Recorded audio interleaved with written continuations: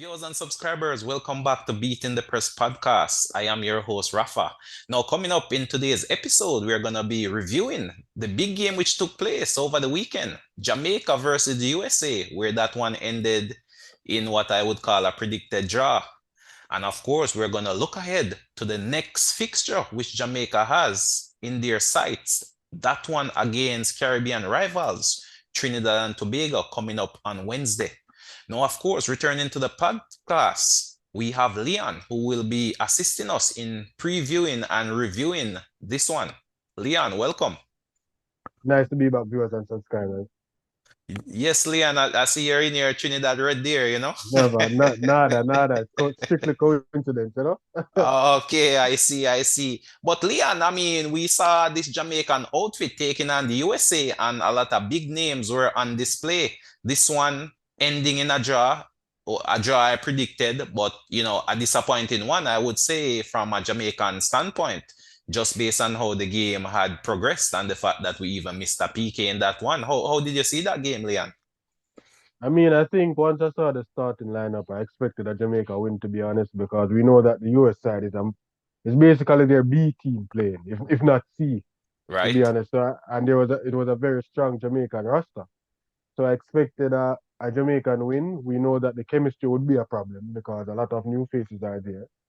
And I think the first, I think I was impressed by Jamaica in the first 15 minutes. I think they played the ball well, played it into midfield, spreading it wide, and I think the whole team was performing wonderfully up to that point. But I think as we got the goal, I thought we started to sit back and then we lost total control of the game. And I think it was just us defending really for the rest of the match, and it was mostly a long ball tactic from Jamaica for the rest of the game, I would say. Yes, definitely. That one, a draw, not the worst of results, but I do concur with your assessment, especially in the first 15 minutes.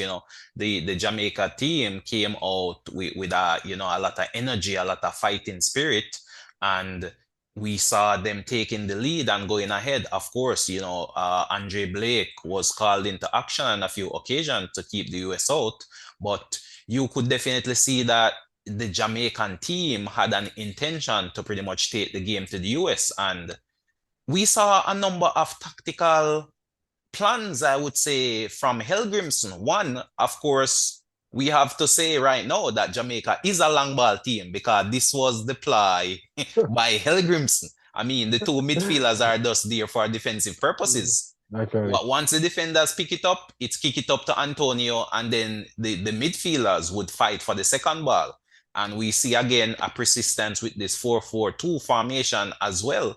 With Leon Bailey rotating and playing off Antonio to a large extent during this game, you know. And of course, Leon Bailey featured prominently. I mean, after getting that lead, we picked up a PK, an opportunity to go 2-0 up. And to me, that would have pretty much killed off the game. But, up stepped Leon Bailey and, like a book, the keeper read the PK and came up with what I would classify as a very easy save. And from there, as you mentioned, the momentum shifted. And it was the US who, in the second half especially, was pretty much taking the game to Jamaica. And, you know, late in that game, they came up with a fortunate equalizer. Uh, Deserved equalizer, I would say. A very well deserved equalizer for US. Yeah, you could say based on how the second half went, yes, they were pushing for an equalizer and they eventually broke through the Jamaican rear guard and found that late goal.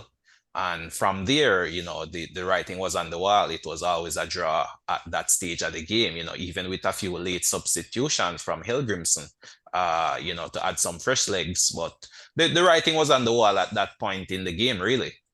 I would say it's kind of it's a negative way of coaching, I would say, Rafa. I think I, I I don't see anything wrong with long ball per se, but I just think that even early in the second half, you could see that the game was getting away from us, and a lot of some substitution could have bring back life into this Jamaican outfit. Mm, And we see that his first substitution was forced by the left back injury of Kemar Lawrence. So I think I think around 60 minutes he should have introduced some new midfielders because of his tactics, our midfielders were running a lot.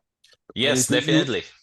you could see that in the second half, when US started to move the ball a lot quicker, there were no close to the ball because they were tired, and you know that you can't run faster than the ball per se. And I think even for Demari Gray, I think I barely noticed him in the game really. I think he other than his deliveries, it was some very excellent deliveries, I must say. Yes.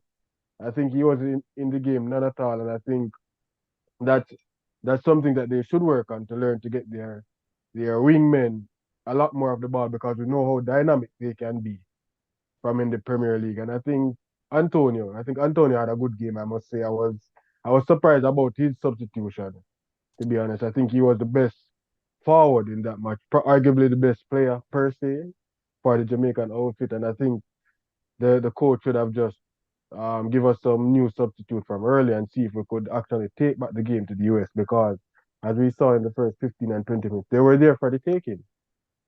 Yes, definitely there for the taking indeed. And, but I just feel it really the tactics of the coach. I think at that stage in the game, he didn't necessarily want to leave the backline exposed and allow the US, an equalizer. And generally as well, from a psychological point of view, oftentimes when you're leading in a game and you're not having much possession, you tend to become a bit more defensive and sit back a bit more. And I think this is what characterized the Jamaican performance, especially in that second half, after taking the lead and going ahead. The team really sat back, gave up possession, and was almost daring the US to break the team down. And then, of course, we would play on the counter and, keep those long balls up. That was a characteristic of that game, those long balls. Once the center backs picked it up, it was up the field to Antonio, and we would fight for the second ball. So, of course, to me, this is a direct instruction from the coach. There's no messing around in trying to play it out from the back.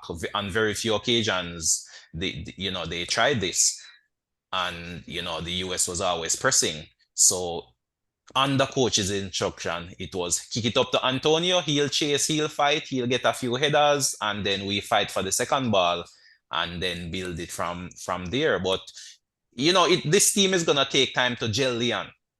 This Naturally. team is Yeah. probably playing together for the first time, lots of new faces, and it's gonna take time for this team to really develop some team chemistry and some team spirit and get to know each other in terms of movement, style of play, you know, strengths, weaknesses, etc. So it's a positive start, I would say, to this edition of the Gold Cup. This means we are in somewhat of a reasonably decent position going forward in this tournament. And of course, coming up on Wednesday, we have a big game. Yeah. We have that match versus Trinidad, our Caribbean rivals. What can we expect from that game, Leon? I mean, you've now seen the Jamaican outfit in terms of the personnels at their disposal. The big name players are now in the squad in the starting 11. True. May not necessarily be performing at 100% effectiveness or efficiency, but they're there. What can we expect in that game versus Trinidad, considering also that Trinidad won their game emphatically, blanking St. Kitts and Nevis 3-0. So they are now on 3 points. Jamaica and the USA on one, and of course St. Kitts bringing up the bottom of that group on 0 points. I think what we can expect for this match, I think Jamaica will be much more composed on the ball, knowing that their opponent is someone that we're expected to beat, really. I think we'll see more ball dominance from us. And knowing that Trinidad and Tobago knows that they don't really need it. They just need a draw maybe from this match. So I think Trinidad Mm. might come out probably a more defensive approach. And I think I would start the same team just to get that chemistry going. Even though the tactic was long ball, we did create a few chances, and I think we should expect Jamaica to be on the front foot, pressing, using our talent, and just try to get a result from this one. Yes, definitely. This one we can't afford to lose. Put it that way. If we lose this one, we're pretty much out of the Gold Cup tournament. So we can somewhat afford to draw. Ideally, you would need a win, but alas, we are out because that would mathematically put Trinidad on 6 points. Uh, The US would be expecting to beat St. Kitts, and that would put them on 3 points. And then, of course, that final game, Jamaica would play St. mm. Kitts, and then, of course, Trinidad versus the USA. So it would be a case of the USA going into that game on 4, Trinidad on 6, Jamaica still on 1, with a very, very slim chance of making it through. At that To go point, different.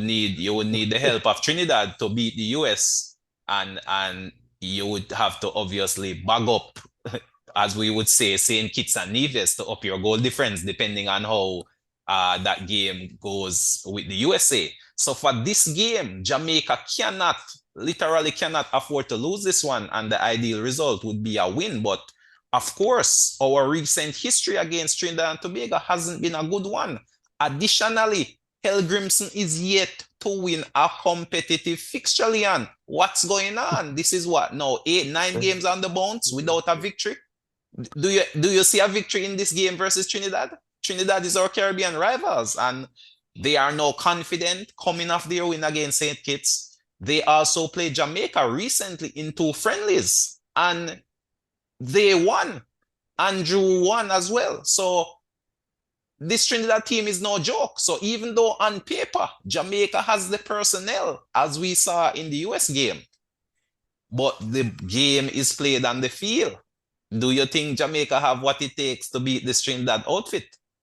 Well, I'm taking the more optimistic approach, even though the odds are against us on this one. I think we definitely can get a win from this match. I just think we need to play our game right, play our game perfectly, and just have a good, more progressive type of football match. The long ball thing, I don't think it necessarily Well, will work in but this that match. seemed to be the tactic of the coach, Leon. That But the is the game plan. but Long the ball, heist it up to Antonio, fight for the second ball, and then build it from there. It's no Brazilian style. This is no but tiki-taka build-up. It's not Barcelona-esque. I think I'm more optimistic about the first 15 minutes. I think the first 15 minutes gives me a little hope. I think probably the long ball tactic was just because they think that the USA is a superior team. Mm. So I guess being on defensive, well, this is more hope for me. But the first 15 minutes really gave me some kind of a hope because I even tweeted it in the first 15 minutes, saying Mm. that this Jamaican side is looking very good. So I hope we'll see a lot more of that come against the Trinidad team. And if we see that, I think we should get the win totally if they play the ball much more like that for the entirety of the game. Yeah, well, I mean, as you said, on paper, Jamaica has the superior team.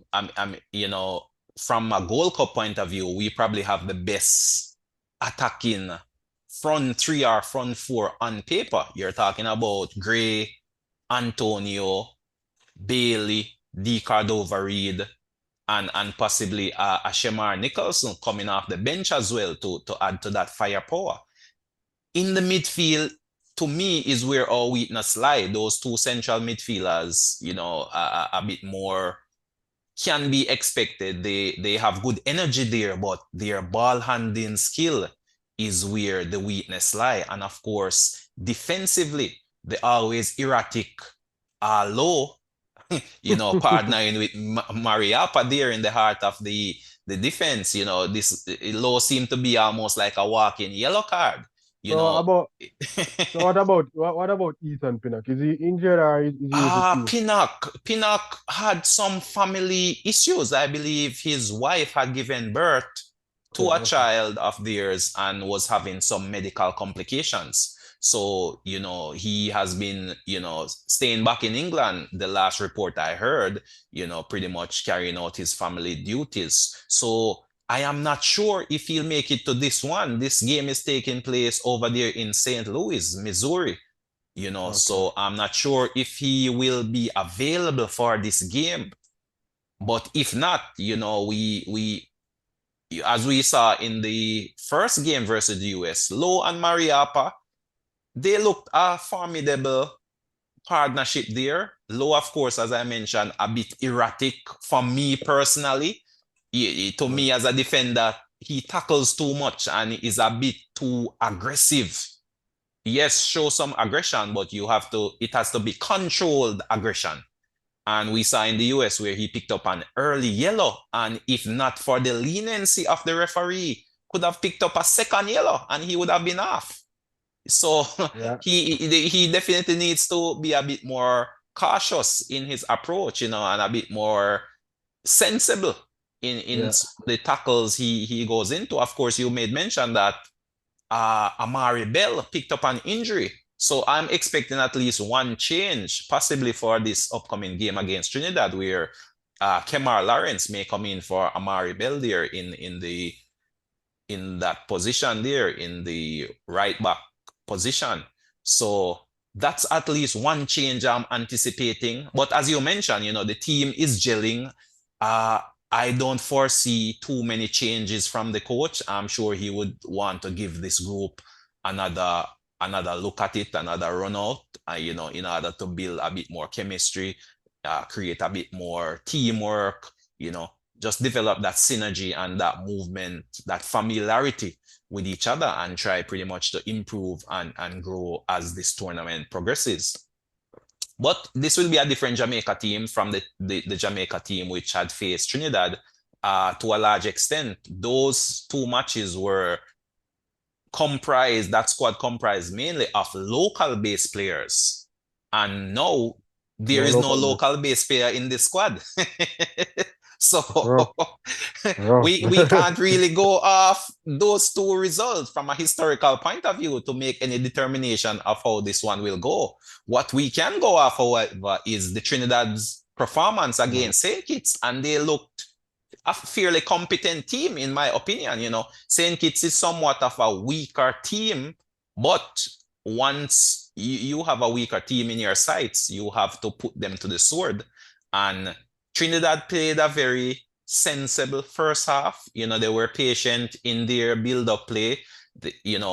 St. Kitts was keeping them at arm's length. But however, late in that first half, they eventually found a breakthrough from a fairly decent goal as well. A very nicely timed run and a true ball met one of the forward and he took it away, with supreme confidence. And that gave the Trinidad team an early 1-0 lead, or I should say a late 1-0 lead in that first half. And then the team pretty much just grew from strength to strength in the second half, as St. Kitts tire, the quality of the Trinidad team then came to the fore. And, at the end of the day, they were too much for the St. Kitts outfit. And for me, I'm anticipating a similar approach that the Trinidad team took. I believe they should approach this one in fairly high spirits, with a positive mindset, looking to solidify themselves in this competition, even though they are a late addition. If not for the disqualification of Nicaragua, we would not be having this conversation about Trinidad. One man's misfortune is another man's fortune. Certainly, So, you naturally, know, naturally. and of course, they'll be hoping to take advantage of this reward and reward themselves by, the coach. I'm sure Angus Eve will be telling these guys, hey, let's go out and beat the Jamaican team. And in the same breath, that would give them one foot into the second round of this competition. So I'm sure Trinidad will be approaching this one in very positive fashion and will be looking to get something from this game. So while on paper, Jamaica should appear to be the favorites, however, I am not counting this Trinidad team out. But Leon, from a scoreline or a predicted scoreline, what do you think? How do you think this one will end? And what's the approach you think both teams will take? You're saying Jamaica should be knocking it a bit more than.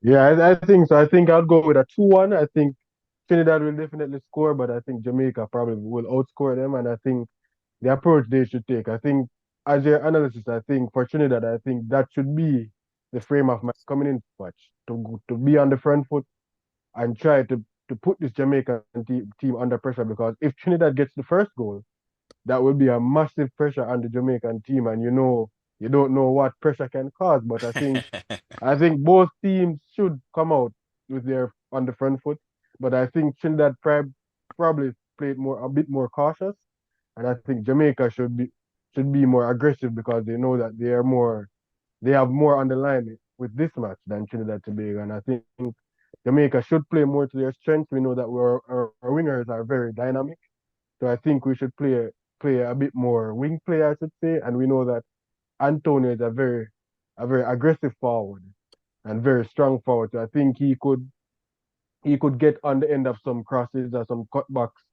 or just do Yeah, yeah, something yeah. different instead of Definitely, those definitely. in I concur with you, dear Leon. I believe Jamaica should be the one taking the game to Trinidad in this upcoming game, you know. Trinidad, as mentioned, oftentimes these games are psychological. Trinidad know the point standing. They have now 3 points. They know Jamaica has 1 point and will be looking to come for a win. And to me, Jamaica has the more technically gifted players, you know. Jamaica should be able to boss the possession in this one somewhat more than they did in the US game. So I'm expecting Jamaica to have a bit more possession. As you made mention, you know, cut down a bit on the long balls. That's still an option, and that's an option I think the coach will still look to employ. But probably for this game, there will be less long balls and a bit more build-up play, in terms of building the attack and taking the game to Trinidad. Of course, as you mentioned, our strength lies mainly in our front line, in our wingers. And, it's critical that players like Leon Bailey and Demari Gray gets on the ball and whip crosses in for Antonio, who is very strong in the air, and potentially a Cordova Reed, who should be making some runs from the midfield and getting himself onto some of these crosses as well. Very few dangerous crosses I saw in that US game. So that's definitely something I think these wingers need to improve on going forward. So what do you think about the formation? Do you expect a formation change or still Ah, four four two? it's a tough one to call, to be honest. I think the coach will come with something different. I feel he may very well continue with the 4-4-2, but more play maybe a Leon Bailey or a D Cordova Reed in a more withdrawn role so as to clog up the midfield. So in other words, Okay. you'll have three midfielders right there instead of the two in that 4-4-2. So I'm expecting somewhat of a variation, and in reality, it may very well play out as a 4-5-1. So what do you think about, like, instead of playing Leon Bailey as the second striker, perhaps playing a Decova Reed, because we know that he can play that second striker Right. A mid role much better than Yeah, Leon definitely. Bailey, That's a rotation which may take place, and that and rotation may take place in game as well. and So, then put Leon Bailey on the wing per se on that yes, right wing. yes, yeah, that may very well be applied, which is employed. And, oftentimes on-field changes are made, or the formation you set out as the game progresses, you tend to tweak or Okay. change slightly within the game without necessarily making a sub. So I feel that may very well be a tactic employed there, Leon.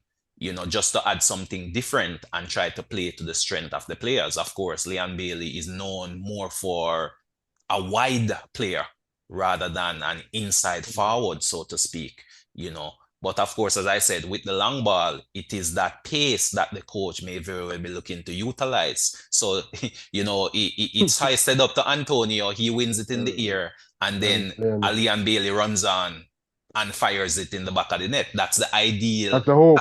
That's the That's the hope. That's the plan. That's the yeah, that's ideal type ideal of scenario. scenario that the coach will be looking to play out.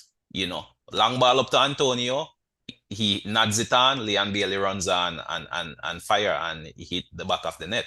So I'm expecting a bit of that still, but also the Jamaica team to be a bit more, patient in their build-up. And on the flip side, I'm expecting a similar approach from Trinidad, where they will be looking to be defensively solid and, of course, try to capitalize on set plays and playing on that counter attack as well. They should be looking to solidify themselves. I don't think they believe in themselves open.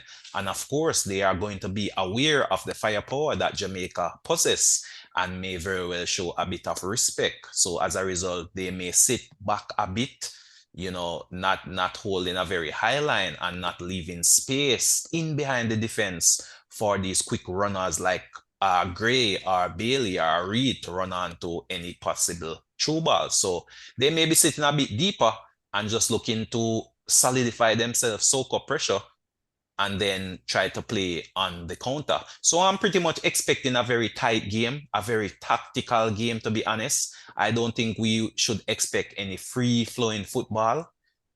It's gonna be a tight game. Usually these derby games, which I would classify this as a derby, a Caribbean derby. Trinidad versus Jamaica is always a heated, emotional affair, a very physical affair. So I expect this one to be very tight. And for Million, I feel Trinidad has enough to get a draw from this game. So so for me, to be honest with you, I am calling this one down the middle. I feel Trinidad, with the confidence of that victory over St. Kitts, with the recent history of those two games against Jamaica, and this being in a Gold Cup situation where Jamaica is expected to win, I just feel that Trinidad as an underdog may very well just get a draw from this game. So I'm expecting this one to end in a draw. I would say another 1-1 draw, to be honest. I do expect Jamaica to score. They have too much firepower on show not to get one in the back of the net. But I just feel Trinidad will nick one also, maybe from a set play, from a corner, from a free kick. I still believe, or even from a counter attack, I still believe the Jamaican backline is somewhat susceptible in transition. That's their weakness. And then of course, Mariapa is not very blessed with pace at his age. So I just feel, Trinidad has the ability to nick one in this game as well, as whether through a set play or on the counter attack. And then of course they will just, have two banks of four and say to Jamaica, hey, come and break us down.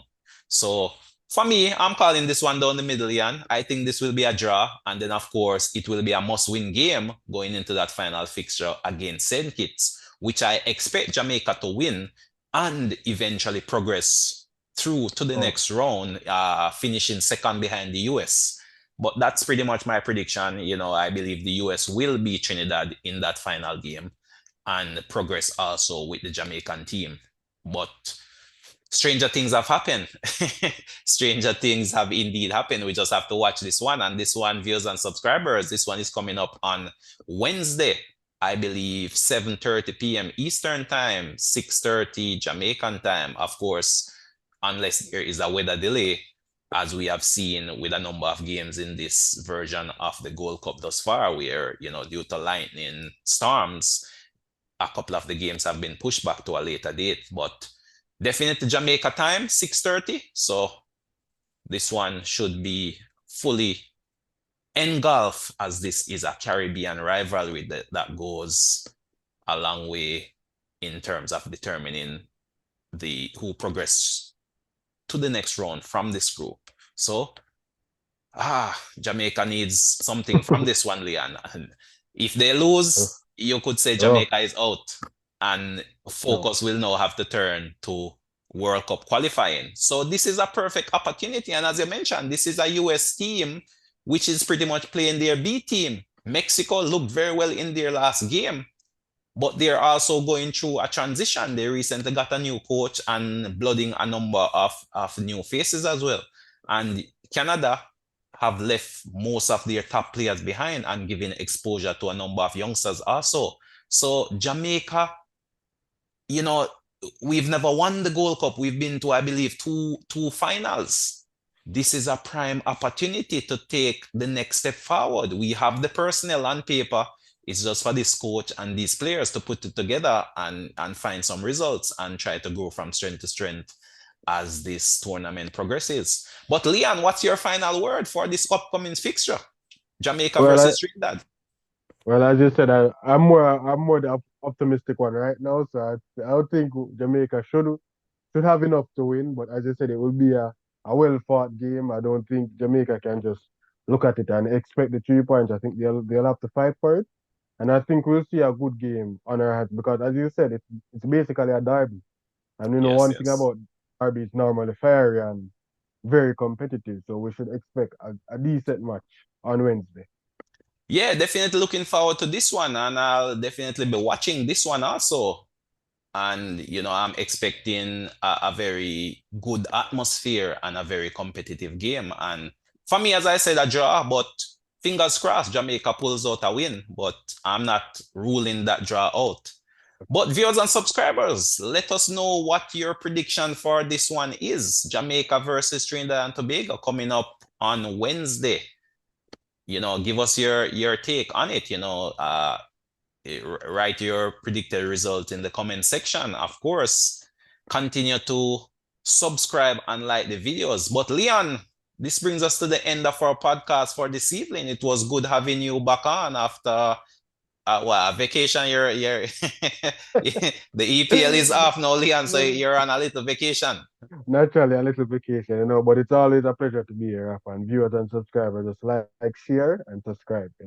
Yes, and of course, subscribers, thanks again for the tremendous support you have been showing the podcast over the period. It really goes a far way in helping us to grow this channel. We started at 0 and now we're over 200 subscribers. So your help is needed in continuing to grow the channel. Just share with your friends, your relatives, and of course, hit that notification bell so that you're alerted whenever a new video is posted. But until next time, viewers and subscribers, this is Rafa signing off.